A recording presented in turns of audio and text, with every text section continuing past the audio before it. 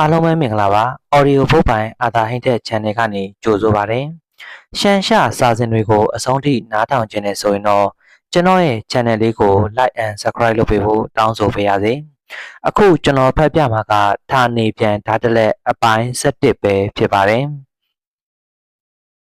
ဌာနေပြန်ဓာတ်တလက်အပိုင်း7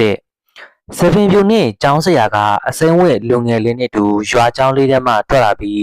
အထိမ့်မှတ်အမိုးကုန်း၏အောက်ခြေကိုရောက်လာခဲ့သည်မျိုးငယ်လေးတွင်ဘိုးတုဒအပြည့်စုံဆုံးဖြစ်သောဆရာတယောက်ဖြစ်သည့်သူ့ပုံစံကမျက်တွင်ကျနေသလိုထင်မှတ်ရသည်သူကခေါင်းမော်တွင်ရှိနေသောကြောက်ပြားမျက်နှာပြင်ကိုလက်ညှိုးထိုးပြပြီးမေးလိုက်မပေရှားနဲ့ဆိုတာဘာကိုဆိုလိုတာလဲသိလား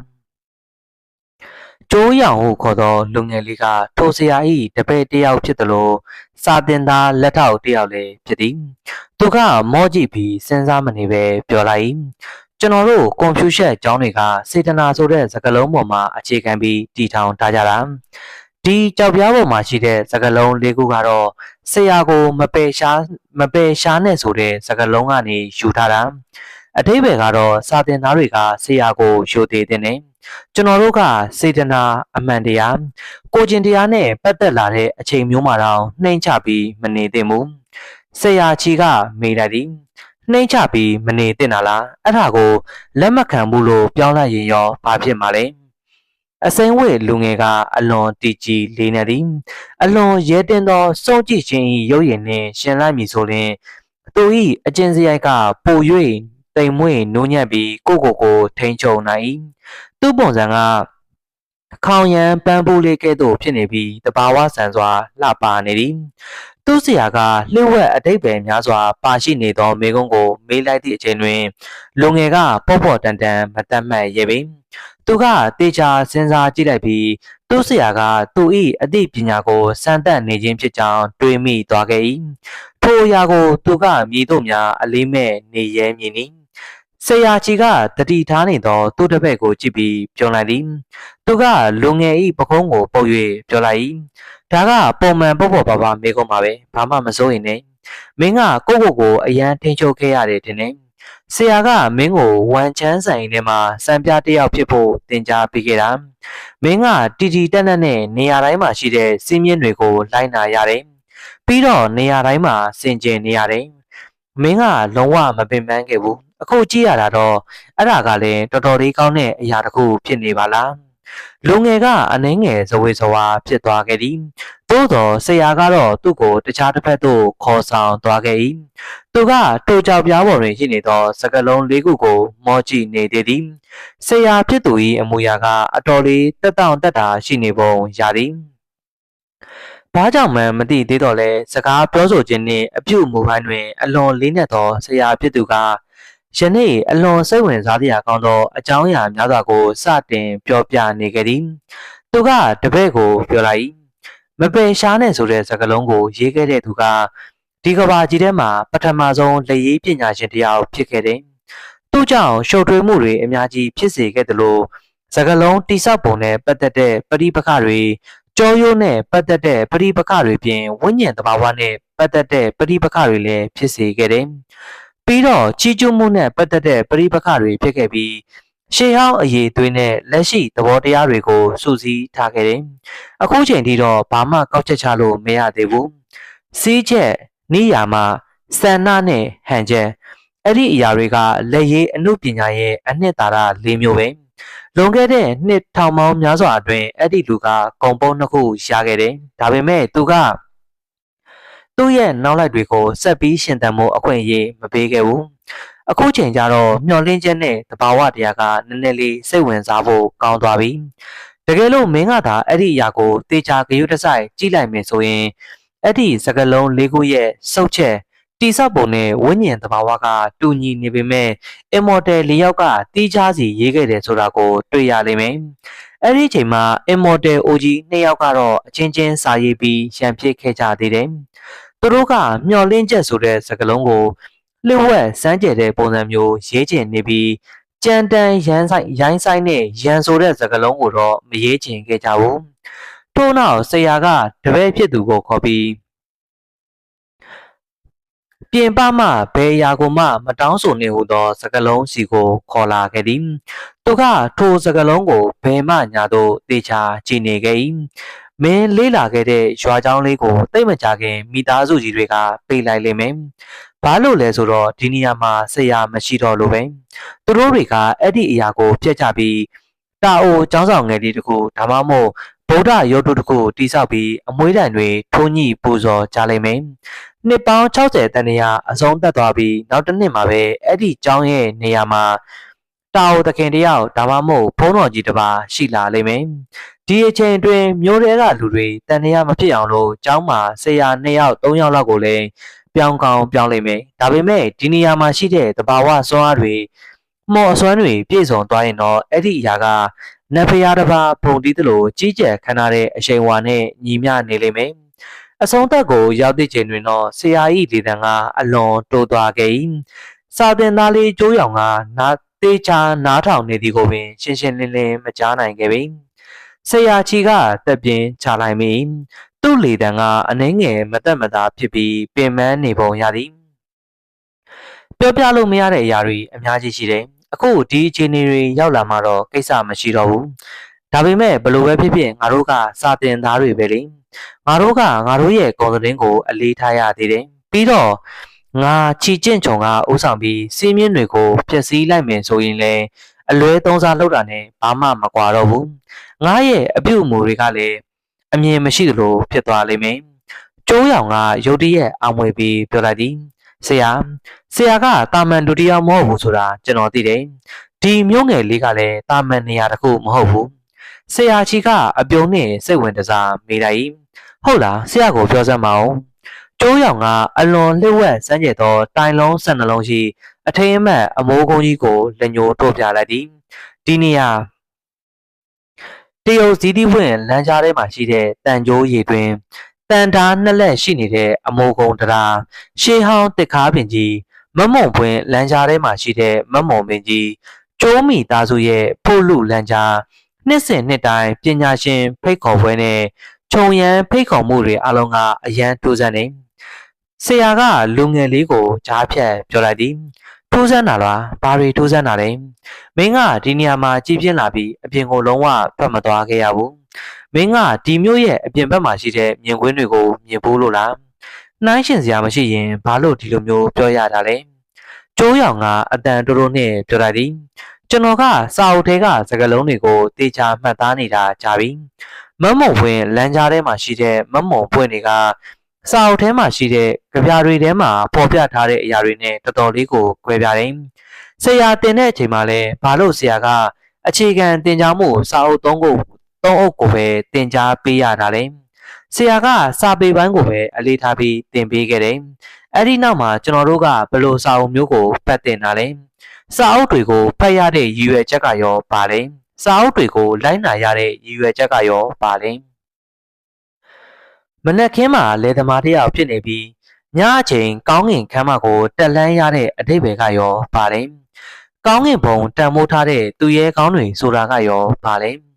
မီးဖို့ကြီးကြပ်သူနှစ်ယောက်ကနန်းတော်မြို့တော်နဲ့တခြားသူတွေကြောင့်လုံးဝဆွေးနွေးခဲ့တာမရှိပေမဲ့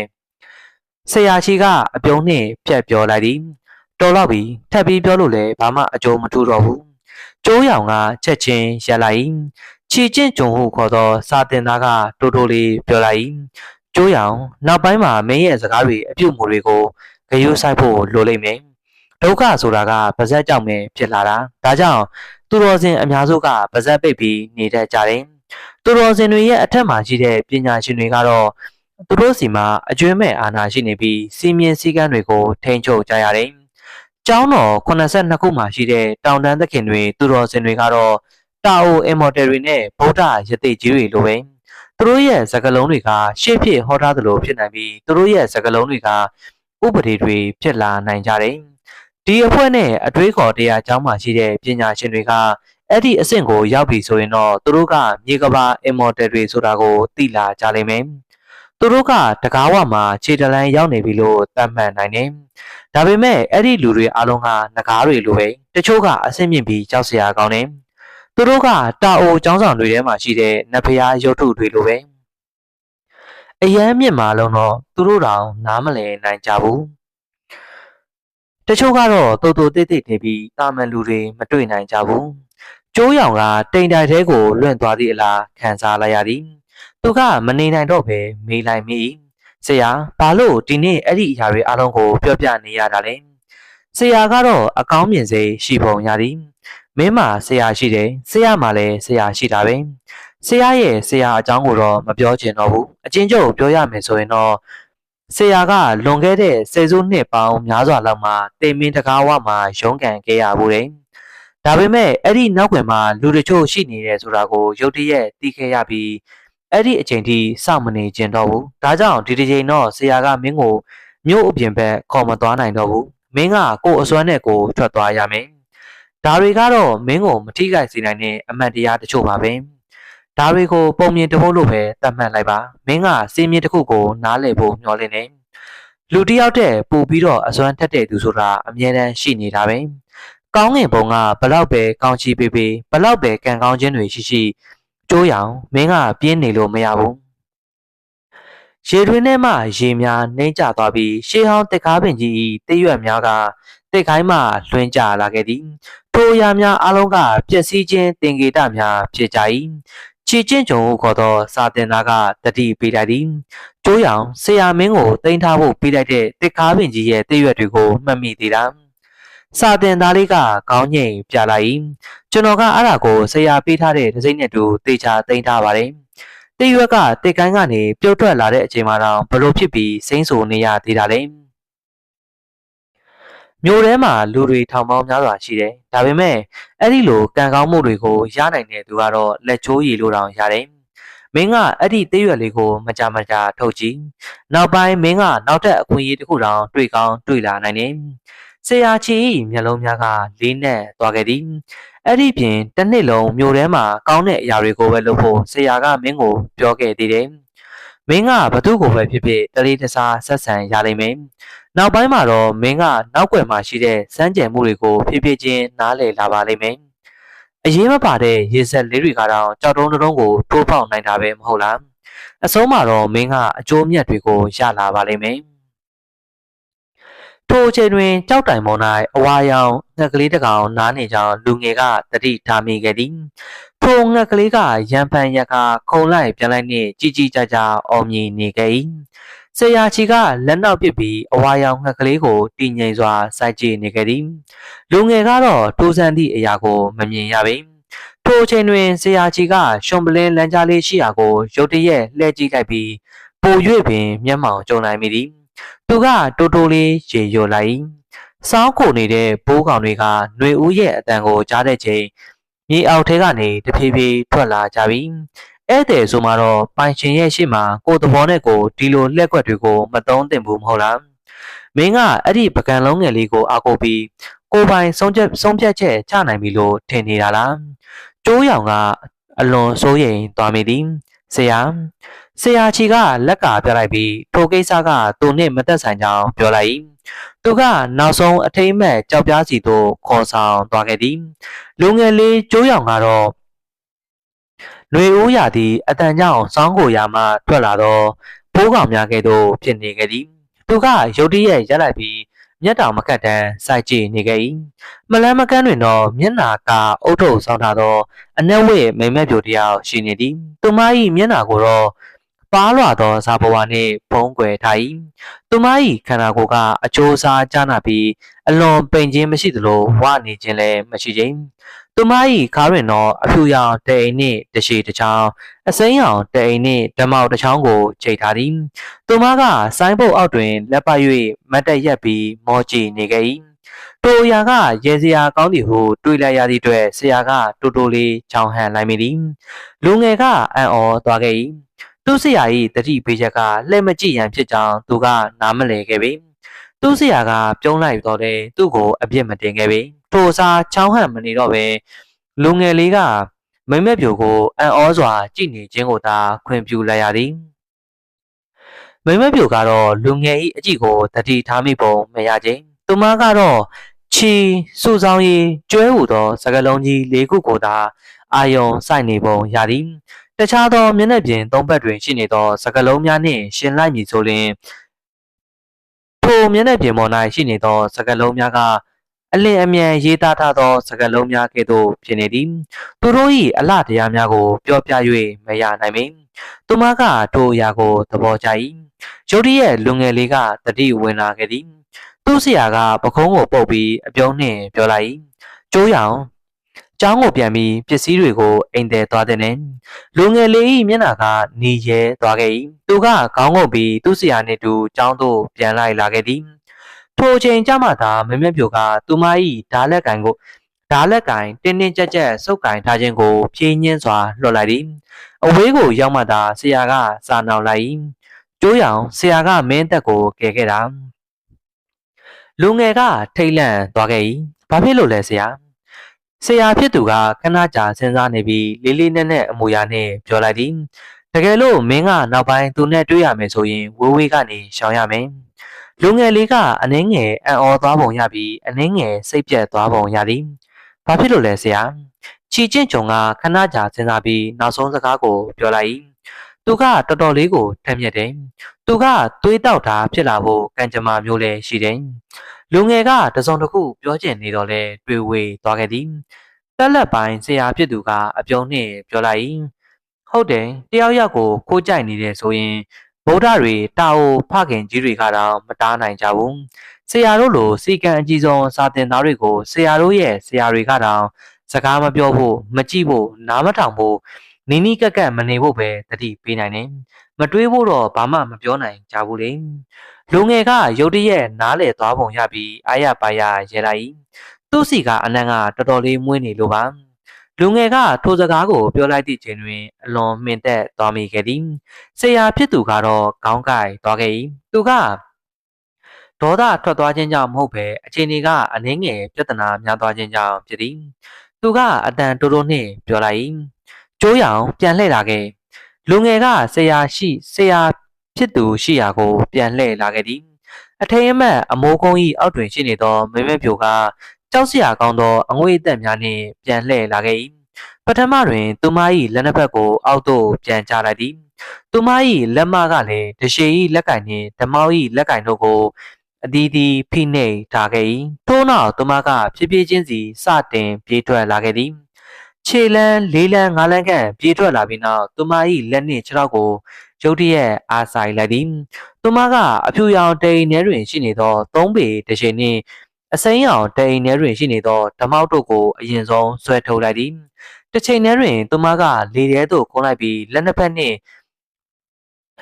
ကိုသုံး၍ဓားနှင့်ဓမောက်တို့ကိုလှင်မြန်စွာဝှေ့ရမ်းပြီးအောက်ဖက်သို့ခုတ်ချလိုက်၏အနက်ဝင့်မမဲပြိုနှင့်မျိုးငယ်လေးမှဆရာတပည့်တို့၏ကြားထဲတွင်လက်ပိန်ပိန်လေးနှစ်ဖက်ထွက်လာပြီးအလင်းရောင်များတောက်ပလာခဲ့၏ထိုအရာကတဘာဝလွန်စွမ်းရည်တကူမှော်ကျင့်စဉ်တကူမဟုတ်ပေထိုအရာကအရှိန်တက်တက်သာဖြစ်၏ဆရာချီ၏အမူအရာကအေးစစ်စစ်ဖြစ်နေပြီးရှောင်းတိန်ရန်ဆန္ဒမရှိခဲ့ပေသူကခြေထောက်ကိုဖွားဖွားလေးသာနေလိုက်၏ထိုအခါလှိုင်းလောတစ်ခုပြန်နှံ့လာခဲ့သည်ထို့နောက်မင်းမပြို၏ခန္ဓာကိုယ်ကတင်းကျပ်သွားခဲ့ပြီးသူမ၏တက်ဖြတ်ခြင်းစိတ်များကပို၍ပင်ပြင်းထန်လာခဲ့၏တရှိနှင့်ဓမောက်တို့ကလည်းလုံးဝကိုလွဲချော်သွားခဲ့သည်သူမ၏ခန္ဓာကိုယ်ကတော့တရှိနှင့်ဓမောက်ကိုဆွဲထုတ်လိုက်သည့်နေရာတွင်သာရပ်နေကြရ၏ဆရာကြီးကပြုံးလိုက်သည်မဆိုးပါဘူးချင်းသေးတကောင်ကယုံတကောင်ကိုအမဲလိုက်တဲ့အချိန်မှတော့အစွမ်းကုန်သုံးတယ်ငါတပည့်ကမိန်းကလေးကိုတကယ်ပဲအပြစ်ပြုမိခဲ့ပါတယ်ဒါပေမဲ့သူ့ရဲ့အပြစ်ကသေစေနိုင်တော့တဲ့အပြစ်မျိုးတော့မဟုတ်ဘူးမလားမမဲပြိုဤအတန်ကရင့်ကျက်နေပုံရသည်သူမကဓားကိုဒိန်ထဲသို့ဖြင်းညင်းစွာပြန်ထည့်လိုက်ပြီး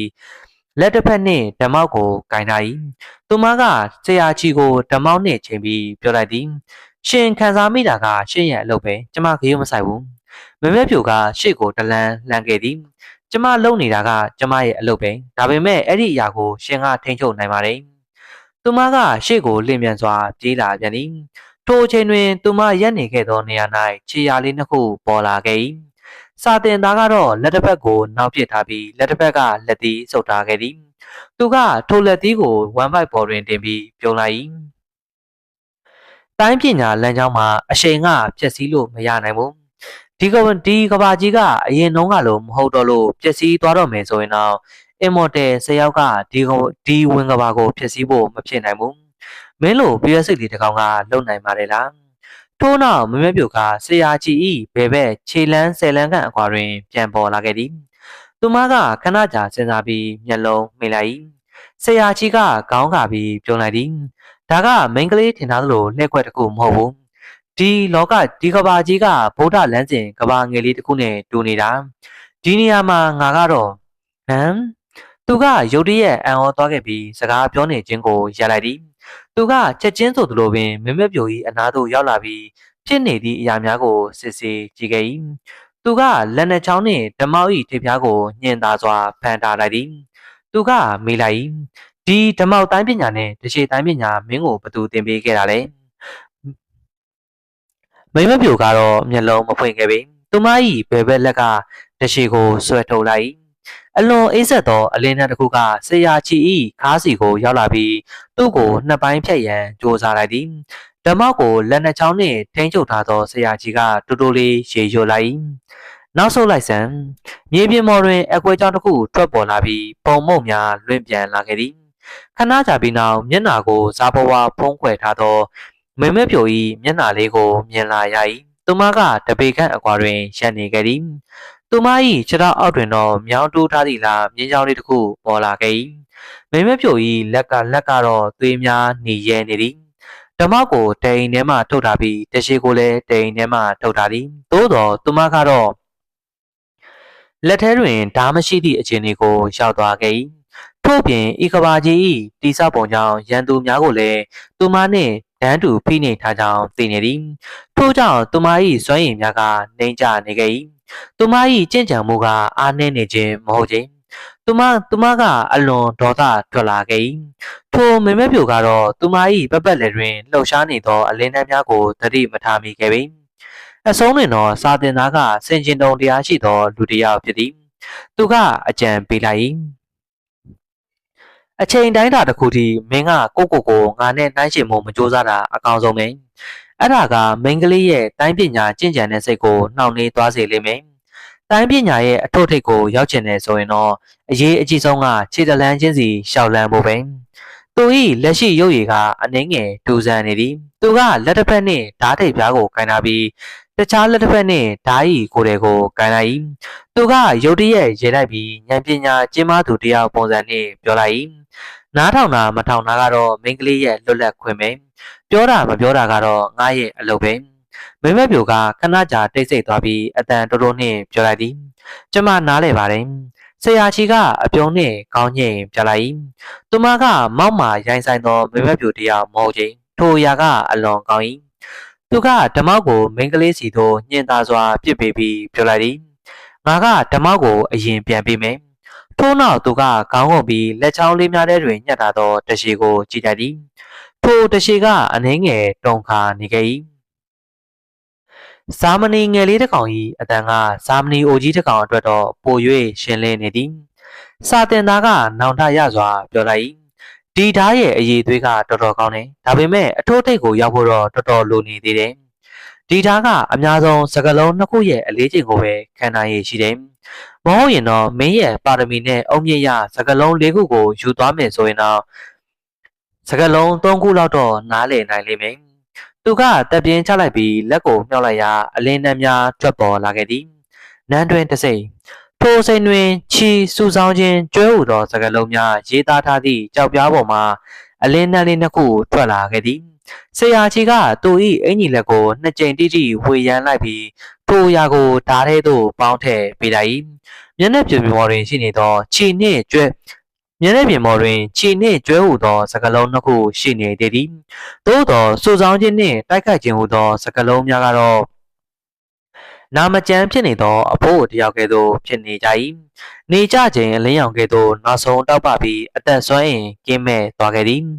ဆရာချီကလက်ကဝိတ်ကိုလှုပ်ရှားလိုက်ရာဓာကမျက်စိတမိတ်တွင်သူ့သခင်၏ဒိန်ထဲသို့ပြန်ရောက်သွားခဲ့၏ဒိန်ထဲကိုပြန်ရောက်သွားသည့်အတွက်ဓာ၏ပပတ်လည်တွင်ရှိနေသောဓာ၏ပပတ်လည်တွင်ရေနှခါနှစ်ကောင်ကဲ့သို့လှုပ်ရှားနေသောစွမ်းအင်အငွေ့သက်များကိုညီသူကမှတတိမထားမိခဲ့ပေ နောက်ထပ်ပေါ်လာသည့်အရာများကတော့ချီကျင့်ချုံကိုယ်တိုင်ပင်အံ့ဩသွားခဲ့ရသည်မိမက်ပြိုကတအိမ်ကိုချွတ်ပြီးလွတ်ပြေးလိုက်ထိုအရာကိုမြေကြီးထဲတွင်စိုက်ထားခဲ့သည်သူမ၏မျက်နှာဖုံးနောက်ွယ်တွင်ရှိနေသောမျက်လုံးများကအလွန်ပြတ်သားနေခဲ့၏ဒါကကျမရှာဖွေနေတဲ့ဓာလန်းစင်မဟုတ်ဘူးဆရာကြီးကမိန်းကလေးစွန့်ပစ်ခဲ့သောဓားကိုကြည့်လိုက်ပြီးရင်ထဲတွင်လေးလံမှုတစ်ခုခံစားလိုက်ရသည်ထို့ကြောင့်သူလည်းရွေးချယ်စရာမရှိတော့ဘဲသူ၏ဂုံတိတ်ခါကိုငဲ့ကွက်၍မိကုံတစ်ခုမိလိုက်ရသည်ငါဘာတူလဲဆိုတာမိန်းကလေးသိတာမိမက်ပြိုကကောင်းငိမ့်ပြီးနောက်ခေါင်းခါပြလိုက်သည်နှစ်ပေါင်း60ကြာတဲ့ချိန်တိုင်းဂိုင်းသုံးဂိုင်းကသူတော်စင်တယောက်ကဒီနေရာကိုရောက်လာပြီးဝင်ကဘာကိုထိန်းချုပ်ရတယ်လို့ကြားဖို့တယ်အခုနှစ်ထောင်ပေါင်းများစွာကြာနေပြီမကြာခဏဆိုသလိုဒီနေရာကနေထွက်လာတဲ့သူတွေကထူးဆန်းတဲ့ယတနာတွေရခဲ့ကြသလိုကျင့်စဉ်အဆင့်တွေကလည်းအစာပေါင်းများစွာတိုးတက်သွားကြတယ်ဒါကြောင့်ကျမကလာကြည့်တာကျမကရှင့်ကိုမြင်တဲ့ချိန်မှာရှင့်ရဲ့အဆင့်တန်းကိုတေချာသိနေတယ်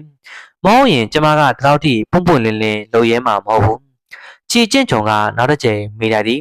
ဒါဆိုရင်မိန်းကလေးအခုဆွန့်လွတ်လိုက်တဲ့အရာကရောဘာလဲဆိုတာသိလားမိမက်ပြိုကတိတ်ဆိတ်သွားခဲ့သည်မြေပြင်ပေါ်တွင်ရှိနေသောတအိမ်ထဲတွင်ဓာကပြင်းပြင်းထန်ထန်လှုပ်ရှားနေခဲ့၏မိမက်ပြိုကတိတ်ဆိတ်မိမက်ပြိုကကဲတင်ပေးရန်တောင်းဆိုနေသလိုမျိုးဖြစ်သည်မိမက်ပြို၏နှလုံးသားထဲတွင်ပြောင်းလဲသွားခဲ့၏လူငယ်လေးကျိုးရောင်ကတော့အဝေးတွင်ရှိနေသောမိမက်ပြိုကိုတိတ်တဆိတ်ကိုကြည့်နေခဲ့သည်ဆရာကြီးကအလွန်ဘူတုဒပြည့်စုံသည်ဟုဆိုနိုင်သို့သောအချိန်ကြာမြင့်စွာတွေးခဲ့တော်လဲသူကိုယ်တိုင်အပြေရှာမရသေးပေသူကအလွန်များပြားသောကံကြမ္မာစွမ်းရည်များပါဝင်နေသည့်ဓာတ်ကိုမိန်းကလေး၏လက်ထဲသို့အတင်းကျပ်ပြန်ထည့်ပေး၍မရနိုင်ပေအဆုံးတွင်တော့ဆရာကြီးကမိန်းကလေးကိုတတိပေးလိုက်သည်မိန်းကလေးမင်းကအဲ့ဒီဓာတ်ကိုပြန်သိမ်းလိုက်တာအကောင်းဆုံးပဲဘလို့ပဲဖြစ်ဖြစ်ဒီမျိုးလေးကအရန်ကိုအေးချမ်းနေဆိုရင်တော့ကိုကာကွယ်ဖို့လက်နက်တစ်ခုရှိတာကပို့ပြီးတော့ကောင်းတယ်မိမက်ပြိုကတော့စကားတစ်ခုမှမပြောခဲ့ပေသူမကပြန်လှည့်ပြီးထွက်သွားခဲ့၏သူမကဓားကိုသူနှင့်တူယူမသွားခဲ့ပေချီကျင့်ချုံကမသက်မသာခံစားလိုက်ရ၏သူကအင်ကြီးလက်ကိုဝေရမ်းလိုက်ရာထိုဓားကအထိန်အမှတ်အမိုးကုန်းတွင်ရှိနေသောကြောက်တိုင်ပေါ်တွင်စိုက်သွားခဲ့သည်အကယ်၍တစုံတစ်ယောက်ကသာဓားကိုအတင်းကျပ်ဆွဲထုတ်လိုက်မည်ဆိုရင်သူကတေချာပေါက်သိနိုင်ပါလိမ့်မည်ထိုမတိုင်ခင်ပုံပြောသမားကနှစ်ကြိမ်တိတိလှုပ်ရှားခဲ့သည့်အချိန်တွင်လည်းဆရာချီ၏မြင်ကွင်းထဲမှလွတ်မြောက်ခဲ့ခြင်းမရှိခြင်း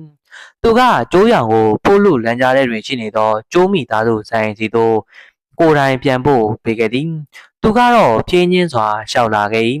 သူခြေတလန်းလှမ်းလိုက်သည့်ချိန်တိုင်းအလင်းရောင်တချို့စီးဆင်းလာသလိုထင်မှတ်ရပြီးလမ်းဘေးနှစ်ဖက်တွင်ရှိနေသောခြံဝန်းနှင့်ရဲတိုက်ကြီးများစီသို့ရောင်စုံအလင်းရောင်များပြန့်နှံ့သွားခဲ့သည်ချီကျင့်ချုံကတိုးတိုးလေးပြောလိုက်၏ထူးဆန်းနေဒီမိန်းကလေးကဘယ်နေရာကနေရောက်လာတာလဲသူကဒီကုန်းမြေကြီးရဲ့အပြင်ဘက်မှာရှိတဲ့အင်မော်တယ်တပည့်တယောက်များဖြစ်နိုင်မလားကျောင်းတို့သူပြန်ရောက်လာပြီးနောက်စာကြည့်စပွဲတစ်ခု၏ရှေ့တွင်ထိုင်လိုက်သည်ထိုစပွဲပေါ်တွင်တော့ကြောက်စင်းပြားလေးတစ်ခုရှိနေ၏ထိုကြောက်စင်းပြားလေးက14လက်မခန့်အရှည်ရှိသည်တောင်လေးတောင်တွင်တော့မြို့လေးမျိုး၏တောင်တန်းများနှင့်အရက်မျက်နှာလေးခုတွင်ရှိနေသောနေထိုင်မှုများအကြောင်းကိုရေးဆွဲထားသည်အရှိတ်ဘက်တွင်တော့အလွန်တိတ်တီးသောစာသားများတွင်ထုထားပြီးစကလုံး100ကျော်ရှိသည်ကွန်ပျူတာဝါဒအရတိုင်းပြည်တစ်ပြင်၏ရှင်ဘရင်ကသာထိုကြောက်စိမ်းများကိုကင်ဆောင်ခွင့်ရှိသည်ထိုအရာကတော့ဤမျိုးလေး၏ကြီးကျယ်ခမ်းနားမှုကိုပြသနေခဲ့၏သူကလှည့်ကြည့်လိုက်သည်ကြောက်စိမ်းများလေး၏နောက်ဘက်တွင်တော့စကလုံးနှစ်ခုသာရေးသားထား၏သူ၏လက်ရင်းများကအလွန်အသေးစိတ်ကျပြီးထူကြလာသည်ကြောရိုးကလည်းအလွန်အစွမ်းထက်ပြီးဝိညာဉ်တဘာဝကလည်းအလွန်ရှည်လျားသည်စပွဲကောင်မော်တွင်တော့ယခုမှရောက်လာသောလျှို့ဝှက်စာတစ်စောင်ရှိနေ၏သပင်ပြူနှင့်ဆရာကြီး၏မျက်လုံးများကအနှင်းငယ်နီရဲနေခဲ့သည်ဆရာကျွန်တော်တာဝန်မကျေခဲ့ဘူးဆရာကဒီလောက်ထိအဆက်ခွဲခံနေရတာကိုကျွန်တော်ကမတက်မတာကြည့်နေခဲ့ရတယ်ဆရာကြီးကပြတင်းပေါက်အပြင်ဘက်ကိုလှမ်းကြည့်လိုက်သူ့မျက်လုံးထဲတွင်တော့ဝမ်းနည်းမှုပျော်ရွှင်မှုများစွာမရှိခဲ့ပေသူ့ပုံစံကတယောက်တည်းအထီးကျန်နေသလိုထင်မှတ်ရ၏ချီချင်းချုံကဆရာကိုစိတ်ပြက်စေမိခဲ့ပြီကျွန်တော်ကနှစ်ပေါင်း100လောက်လုံမသိသူမသိနေထိုင်ခဲ့တယ်ကျွန်တော်ကတေချင်းတရားနဲ့ပဲထိုက်တန်ပါတယ် စုံကြည့်ရှင်ကသူ့အခန်းထဲမှနေ၍ပစ္စည်းတစ်ခုထုတ်လာပြီးဇပွဲပေါ်သို့တင်လိုက်သည့်အချိန်တွင်ဖိုနန်းဝါ၏မျက်နှာပေါ်၌ဝမ်းသာမှုကိုထိန်းချုပ်ထား၍ပင်မရခဲ့ပေထိုအရာကအဖိုးမတန်သောအုံးငယ်လေးတစ်လုံးဖြစ်သည်အိုး၏အောက်ခြေတွင်သောရှေးဟောင်းစကားလုံးတစ်ခုကိုရေးသားထား၏စုံကြည့်ရှင်ကဇပွဲပေါ်သို့လက်တင်ပြီးရှေ့သို့ငုံလိုက်သည်သူကအပြုံးနှင့်ပြောလိုက်၏ဒီအိုးကဘလောက်တန်ဖိုးရှိလဲနဂါးကိုမျိုးမလူငယ်လေးကအိုးကိုကြည့်နေရမှစုံကြည့်ရှင်ကိုကြည့်ပြီးရိုးရိုးသားသားပြောလိုက်သည်တကယ်လို့ချောင်ကြတဲ့တိုင်းပြည်တစ်ခုမှာသွားရောက်မယ်ဆိုရင်တော့ဒါကငွေတစ်စတောင်တန်ဖိုးမရှိဘူးဒါပေမဲ့ငါ့ကိုရောင်းလိုက်မယ်ဆိုရင်တော့ဒါကမြို့တစ်မြို့ကိုတောင်ဝင်နိုင်လိမ့်မယ်စုံကြည့်ရှင်ကမိလိုက်သည်ငွေစ1000လားဖိုနန်းဝါကလက်သုံးချောင်းထောင်ပြလိုက်စုံကြည့်ရှင်ကနှကန်းကိုရှာနှင့်တက်လိုက်သည်ဒါဆိုရင်တော့3သိန်းပေါ့ဖိုနန်းဝါကအံ့ဩမြင်သက်သွားခဲ့၏ထို့နောက်ရေးလိုက်မိသည်ဘူလာတော်ကတော့စုံကြည့်ရှင်က3000ပြောမည်ဟုတွေးထားခဲ့ခြင်းဖြစ်တရုတ်စည်းသီးပွင့်လမ်းကြားထဲတွင်တန်ကြိုးရည်တွင်ဤဘေး၌လူတစ်ယောက်စောင့်ကြောင်းထိုင်နေခဲ့သည်သူကအောက်ခြေတွင်ရှိနေသောခြိထားသည့်တန်ကြိုးလှဲကိုခြိထားသည့်တန်ကြိုးကိုစိုက်ကြည့်နေခဲ့၏သူကထိုအရာကိုမြည်သို့ဖယ်ရမည်ဖြစ်ကြောင်းစဉ်းစားနေပုံရသည်မျက်နှာကအုတ်ထုပ်ဆောင်ထားသောမေမဲပြိုကမြို့ထဲတွင်ဦးတီရမဲရှောင်နေခဲ့သည်ထိုအချိန်တွင်သူမ၏ခါးတွင်သောအစိမ်းရောင်ဓမောက်ကိုသာချိတ်ထားခဲ့၏သူမ၏လက်ပေါ်တွင်သောအဝတ်နှင့်ပတ်တီးစီထားခဲ့သည်သူမကလမ်းကြားတစ်ခုတည်းသို့ဝင်လာခဲ့သည့်ချိန်တွင်လေတိုးတံတစ်ခုကြားလိုက်ရ၏ထိုအရာကမေမဲပြို၏နောက်တွင်တယိုတသေးနှင့်ရပ်သွားခဲ့သည်မေမဲပြိုကမျက်မှောင်ကျုံလိုက်မိသူမကနောက်ပြန်လှည့်ကြည့်နေခြင်းမရှိဘဲပါဇက်မှအမိန်ပေးလိုက်၏ဝေးဝေးထွက်သွားစမ်းနောက်ထပ်လေတိုးတံတစ်ခုကြားလိုက်ရပြန်သည်တိန်ထဲမှထွက်လာခဲ့သောတပြန်ကအလွန်ကြောက်လန့်သွားသည့်အတွက်တိန်ထဲတွင်ပြန်ပုန်းနေခဲ့သည်သူမကအလွန်မာနကြီးသောမေမဲပြိုတစ်ယောက်ဖြစ်ပြီးတပြန်ကလည်းတစ္ဆာရှိသောတပြန်ဖြစ်ပေသည်အပိုင်း7ပြီးပါပြီနားဆင်ပေးတဲ့အတွက်ကျေးဇူးအများကြီးတင်ပါတယ်